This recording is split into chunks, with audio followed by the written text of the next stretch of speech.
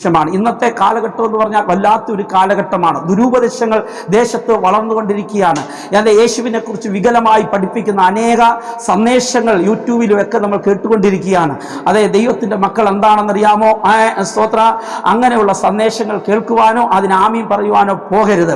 അതേ സ്തോത്രൻ, ദൈവത്തിന്റെ വചനത്തിനകത്ത് അത് ഉണ്ടോ എന്ന് എന്താണെന്നറിയാമോ ശ്രദ്ധിച്ച് നോക്കിയിട്ട് മാത്രമേ എന്തുകാരാവൂ, അതെ ആമീൻ പറയാവൂ. ഹല്ലേലൂയ. ദൈവം അതുകൊണ്ടാണ് ദൈവത്തിന്റെ മക്കളോട് പറയുന്നത്, അതെ നിങ്ങൾ ദൈവത്തിന്റെ വചനം ശക്തിയോടെ വായിക്കണം, അത് പഠിക്കണം. ഹല്ലേലൂയ.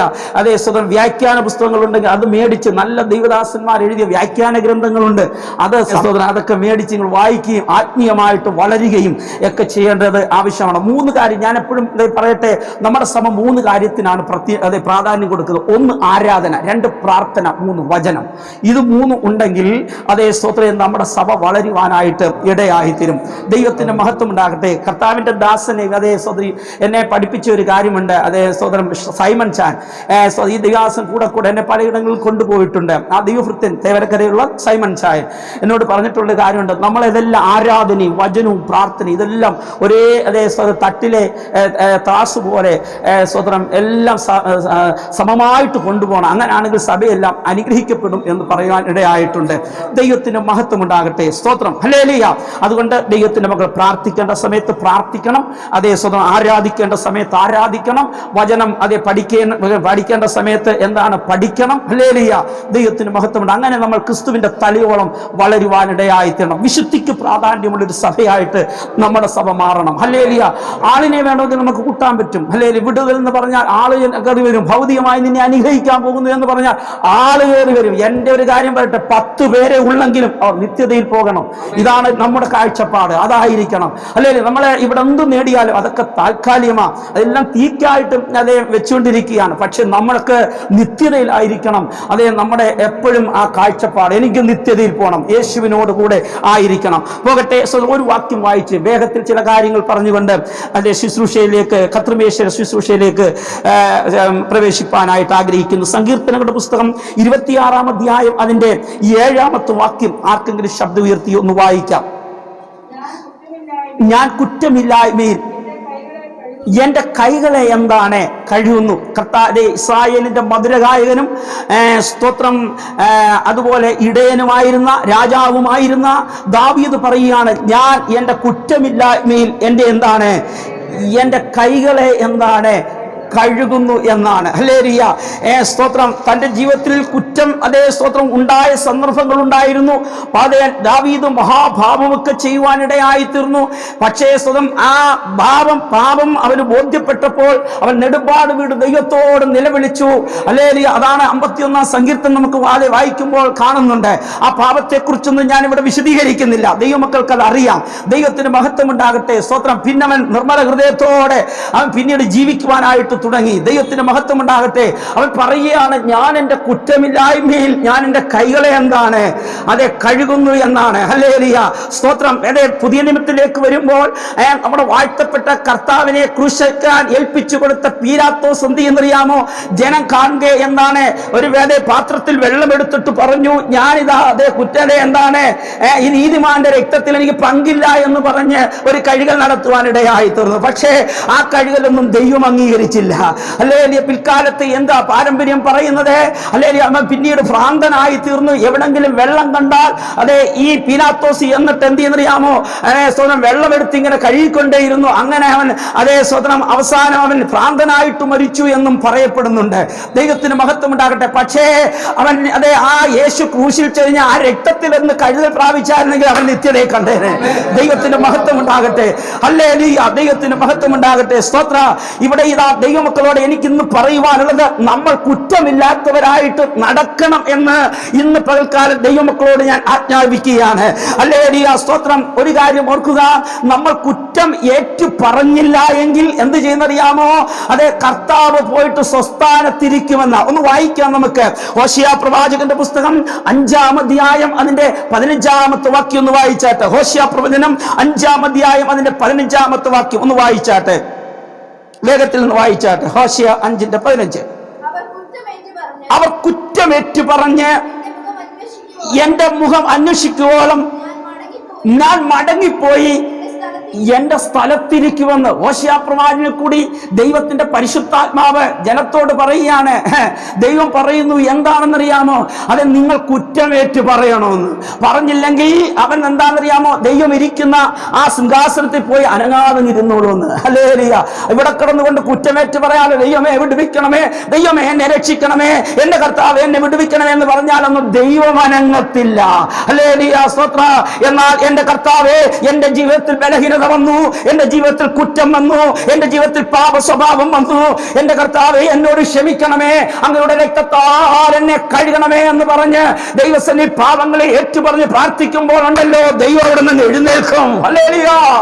അതേ സ്തോത്രം. എന്നിട്ട് അല്ലെ നമ്മൾ കഴിഞ്ഞ ആഴ്ചയിൽ അത് കേട്ടതുപോലെ ഹല്ലേലൂയ, സ്തോത്രം. എന്താണെന്നറിയാമോ? ദൈവം അതേ ദേശത്ത് ദൈവം വെച്ചിരിക്കുന്ന നന്മ നമ്മൾ അനുഭവിപ്പാനിടയായി തീരും, അനുസരിച്ചാൽ അനുഗ്രഹിക്കപ്പെടുവാനിടയായി തീരും. ഒരു കാര്യം കൂടെ ദൈവമക്കളോട് പറയട്ടെ, അല്ലെ ദൈവം തമ്പുരാൻ ഈ സ്വസ്ഥാനത്തിരുന്നാൽ അവിടെ ആര് ജയിക്കുമെന്നറിയാമോ? പിശാച് ജയിക്കുവാനിടയായി തീരും. അല്ലെ ദൈവം അനങ്ങുന്നില്ല. എന്നാൽ ഇപ്പം എന്താണ്? ഇവരെ തകർത്ത് കളയാം, ഇവരെ മുടിച്ചു കളയാം, ഇവരെ എന്താണ് ഇവരുടെ വിഷയങ്ങൾക്ക് അതേ സ്വത്രം ഹല്ലേലൂയ അത് ഒന്നുകൂടെ വേദനകൾ കൂട്ടാം എന്ന് പറഞ്ഞുകൊണ്ട് അവൻ എഴുന്നേൽപ്പാനിടയായി തീരും. അതുകൊണ്ട് ആ കൂടെ ദൈവമക്കളോട് പറയുന്നത്, നിങ്ങളുടെ ജീവിതത്തിൽ കുറവുകൾ വരുമ്പോൾ, നിങ്ങളുടെ ജീവിതത്തിൽ കുറ്റങ്ങൾ വരുമ്പോൾ, നിങ്ങളുടെ ജീവിതത്തിൽ പാപസ്വഭാവങ്ങൾ വരുമ്പോൾ എന്റെ ദൈവമേ തെറ്റിപ്പോയി എന്ന് കർത്താവിനോട് പറഞ്ഞാൽ കർത്താവ് ക്ഷമിപ്പാനിടയായി തീരും. Hallelujah, hallelujah. നമ്മളെല്ലാം ബലഹീനതയുണ്ട്. ബലഹീനയില്ലാത്തവരുണ്ടോ? കുറവുള്ളവരുണ്ടോ? ഒരുത്തന് മാത്രമേ ഉള്ളൂ ബലഹീന ഇല്ലാതെ. അതാരാണ്? നമ്മുടെ യേശുവിന് മാത്രം. അല്ലേ? അതുകൊണ്ട് നമ്മുടെ സ്തോത്രം. പൗൽ ഒരിക്കൽ ദാവീദ് ഇങ്ങനെയാണ് പ്രാർത്ഥിച്ചത്, എന്റെ സ്വമേധാ പാപങ്ങളെ അകറ്റണമേ, മറഞ്ഞിരിക്കുന്ന തെറ്റുകളെ എന്താണെന്ന് അറിയാമോ അകറ്റി അടിയനെ കാക്കണമേ എന്ന് പറയാണ്. അല്ലേ? സ്വമേധാ പാപങ്ങളുണ്ട്. ഹല്ലേലൂയ, സ്തോത്രം. ഹല്ലേലൂയ. അതൊന്നും എന്താണ് നമ്മളെ വാഴാൻ എന്ത് ചെയ്യരുത്? അനുവദിക്കരുത്. സ്തോത്രം. ഇത് ദൈവത്തിന്റെ വചന കണ്ണാടിയാണ്. ഇതിൽ നമ്മൾ നോക്കുമ്പോൾ നമ്മുടെ പാപങ്ങൾ എന്താണ് ഒന്നുകൂടെ വെളിപ്പെട്ട് വരുവാനിടയാകും. ഒന്നുകൂടെ പറയട്ടെ, ദൈവ സാന്നിധ്യം വരുമ്പോൾ നമ്മുടെ ജീവിതത്തിലേക്ക് വെളിപ്പെടുമ്പോൾ എന്താണ് നമുക്ക് എന്താണെന്നറിയാമോ? നമ്മുടെ അകൃത്യങ്ങൾ വെളിപ്പെട്ട് വരുവാനിടയാകും. യെശയ്യാ പ്രവാചകന്റെ പുസ്തകത്തിൽ എഴുതിയിട്ടുണ്ട്.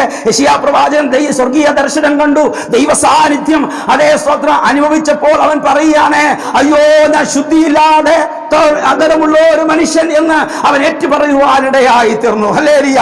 നമ്മുടെ വാഴ്ത്തപ്പെട്ട കർത്താവിന്റെ സാന്നിധ്യം അതേ പത്രോസിന് അതങ്ങോട്ട് വെളിപ്പെട്ടപ്പോൾ എന്താണെന്നറിയാമോ? അതേ സ്തോത്രം. യേശുവിനോട് പറയാം, പാപിയായ ഒരു മനുഷ്യൻ എന്നെ വിട്ടു നീ പോയണമേ എന്ന് പറയാനിടയായി. ദൈവത്തിന്റെ മക്കളോട് പറയട്ടെ, ദൈവ സാന്നിധ്യം വെളിപ്പെടുമ്പോൾ നമ്മുടെ അകൃത്യങ്ങളും എന്താണ് വെളിപ്പെട്ട് വരും. ഹല്ലേലൂയ. പാപത്തെക്കുറിച്ചും നീതിയെക്കുറിച്ചും ന്യായവിധിയെക്കുറിച്ചും ബോധം വരുത്തുന്നതാണ് പരിശുദ്ധാത്മാവ്. അല്ലെങ്കിൽ പരിശുദ്ധാത്മാവ് നമ്മളോട് ബോധ്യപ്പെട്ട് തരുമ്പോൾ നമ്മൾ എന്താണ് വിശുദ്ധീകരണം പ്രാപിച്ചോണം. ദൈവം ആഗ്രഹിക്കുന്നത് ഞാൻ വിശുദ്ധനാകിയാൽ നിങ്ങളും എന്താണ് വിശുദ്ധരാകവൻ. ഹല്ലേലൂയ. വിശുദ്ധന്മാരെ ചേർക്കുവാനാ കർത്താവ് വരുന്നത്. ജഡിയന്മാരെ ചേർക്കുവാനല്ല, വിശുദ്ധന്മാരെ ചേർക്കുവാനാണ് കർത്താവ് വരുന്നത്. Hallelujah. Praise the Lord. Praise the Lord. ദൈവത്തിന് മഹത്വം ഉണ്ടാകട്ടെ. സ്തോത്ര. അന്നേരം നമ്മൾ ദൈവം എപ്പോഴും ആഗ്രഹിക്കുന്നത് നമ്മൾ ദൈവം മുമ്പാകെ കുറ്റമില്ലാത്തവരായിരിക്കണമെന്ന. ഒന്ന് വായിക്കാം നമുക്ക്. അത് കൊലോസ്യർക്ക് എഴുതിയ ലേഖനം 1-ാം അധ്യായം അതിന്റെ 21-ാമത്തെ വാക്യം ഒന്ന് വായിച്ചാട്ടെ. മുമ്പേ ദുഷ്പ്രവൃത്തികളാൽ മനസ്സുകൊണ്ട് അകന്നവരും ശത്രുക്കളുമായിരുന്ന നിങ്ങളെ എന്താ ഹല്ലേലൂയ അവന്റെ മുമ്പിൽ, ദൈവത്തിന്റെ മുമ്പിൽ, യേശുവിന്റെ മുമ്പിൽ വിശുദ്ധരും നിഷ്കളങ്കരും കുറ്റമില്ലാത്തവരുമായി നിർത്തേണ്ടതിന്. അങ്ങനെ ദൈവത്തിന്റെ മക്കളെ ദൈവം ആഗ്രഹിക്കുന്നത് എന്താണെന്നറിയാമോ? അവന്റെ നാളിൽ നമ്മൾ വിശുദ്ധരായി കുറ്റമില്ലാത്തവരായി നിർത്തുവാൻ ദൈവം ആഗ്രഹിക്കുക. നമ്മൾ പാടി എന്താ? കുറ്റം കൂടാതെ എന്നെ തേജസ്സിൻ മുൻപാകെ മുറ്റും നിർത്താൻ കഴിവുള്ളവനെ,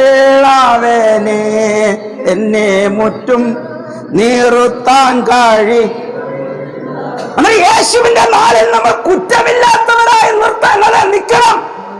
ഹല്ലേലൂയ, സ്തോത്രം. അതുകൊണ്ടാണ് നമ്മൾ എന്താണ് കുറ്റം ഏറ്റുപറയേണ്ടത് ആവശ്യമായിരിക്കുക. ഒന്നുകൂടെ വായിക്കാം അതിനോട് ചേർന്ന്. 1 കൊരിന്ത്യർ 1-ാം അധ്യായം അതിന്റെ 8-ാമത്തെ വാക്യം കൂടെ ഒന്ന് വായിച്ചാട്ടെ. 1 കൊരിന്ത്യർ 1-ാം അധ്യായം അതിന്റെ 8-ാമത്തെ വാക്യം വായിച്ചാട്ടെ.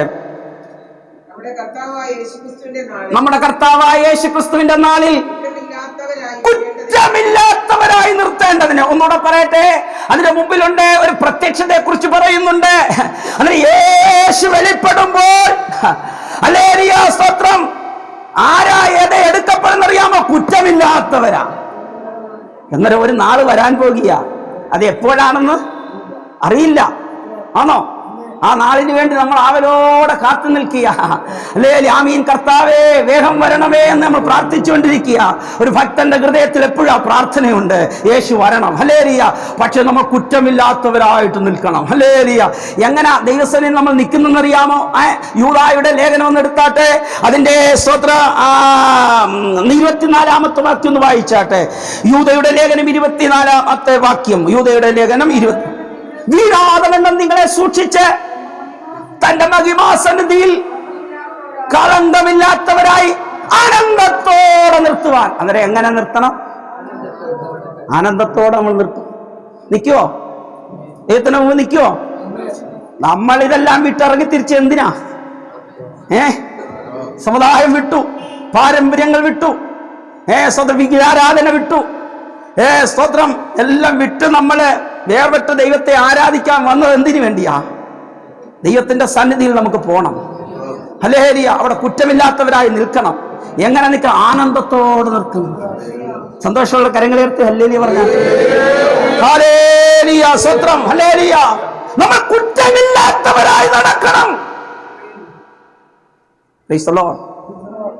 ദൈവത്തിന്റെ പരിശുദ്ധാത്മാവ് ഒരു പ്രായമുള്ള ഒരു അപ്പച്ചനെയും അമ്മച്ചിയെയും കുറിച്ച് പറഞ്ഞിരിക്കുന്ന ഒരു ഭാഗമുണ്ട്. ഒന്ന് വായിക്കാമോ നമുക്ക്?